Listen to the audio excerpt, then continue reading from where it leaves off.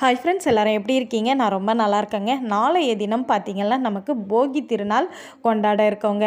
பழையன கழிதலும் புதியன புகுதலும் தான் போகி பண்டிகையோட அர்த்தம் இல்லைங்களா? அது எல்லாருக்குமே தெரியும். நம்ம பார்த்திங்கன்னா பொங்கலுக்கு முந்தைய நாள்லேருந்தே வீடெல்லாம் சுத்தப்படுத்த ஆரம்பிச்சிருவாங்க.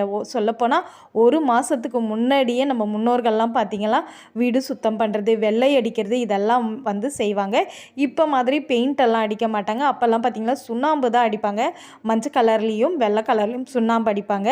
அது பார்த்திங்கன்னா நம்ம உட்கார்ந்தோம்னா நம்ம துணியிலலாம் நம்ம செவத்தில் சாயும்போது பூசிக்குவோம். எத்தனை பேருக்கு இதுக்கு ஞாபகம் இருக்குன்னு சொல்லுங்கள். கண்டிப்பாக எனக்கு அந்த அனுபவம் இருக்குது. நம்ம அம்மா வீட்லேயும் சரி, எங்கள் அம்மம்மா வீட்லேயும் இந்த மாதிரி தான் வருஷம் வருஷம் சுண்ணாம்பு அடிப்பாங்க. பொங்கலுக்கு மட்டும்தாங்க அடிப்பாங்க, வருஷத்துக்கு ஒரு முறை. அதே மாதிரி கூரை மாற்றணும் அப்படின்னு சொன்னாலும் கூரையும் மாற்றிக்குவாங்க. அப்போல்லாம் கூரை வீடு தான் இல்லைங்களா, அதையுமே மாற்றிக்குவாங்க. அந்த பழைய கூரையெல்லாம் எடுத்து வைப்பாங்கங்க. எதுக்கு அப்படின்னு பார்த்தீங்கன்னா போகி திருநாளுக்கு நம்ம அதை எரிச்சிக்கலாம். அந்த பழைய கூரை மட்டும் இல்லைங்க, நம்ம மனசில் இருக்கிற அழுக்கு இது எல்லாமே கூட நம்ம அன்றைய தினம் எரிக்கிறது ரொம்பவே நல்லது. இது இல்லாமல் நம்ம வீடு சுத்தம் பண்ணும்போது சில விஷயங்கள்லாம் எடுத்து வைப்போம்.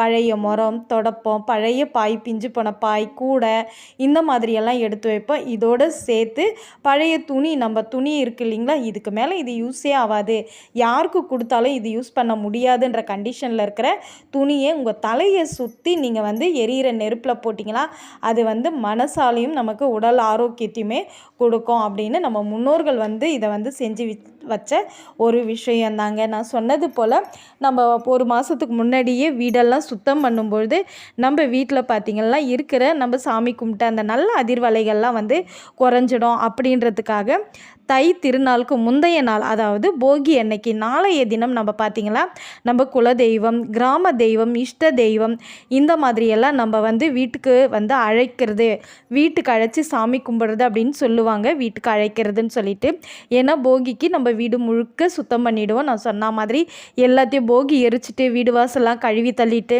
எல்லாமே ஒன்றை போல் க்ளீன் பண்ணி விட்டுடுவோம் இல்லைங்களா. அந்த க்ளீனிங் பண்ணும்போது நம்ம வீட்டில் இருக்கிற நல்ல அதிர்வலைகளும் குறைஞ்சிரும். அப்படின்றதுக்காக போகி திருநாளுக்கு நம்ம இந்த விஷயங்கள்லாம் செய்யறது. நம்ம இந்த மாதிரி செய்யும்போது குலதெய்வத்துக்கு நீங்கள் என்னெல்லாம் நெய்வேத்தியம் படைக்கலாம் அப்படின்னு இருக்கும். ரொம்ப சிம்பிளாக மாவிளக்கு வச்சு கூட நீங்கள் நாளைய தினம் போகிக்கு சாமி கும்பிடலாங்க.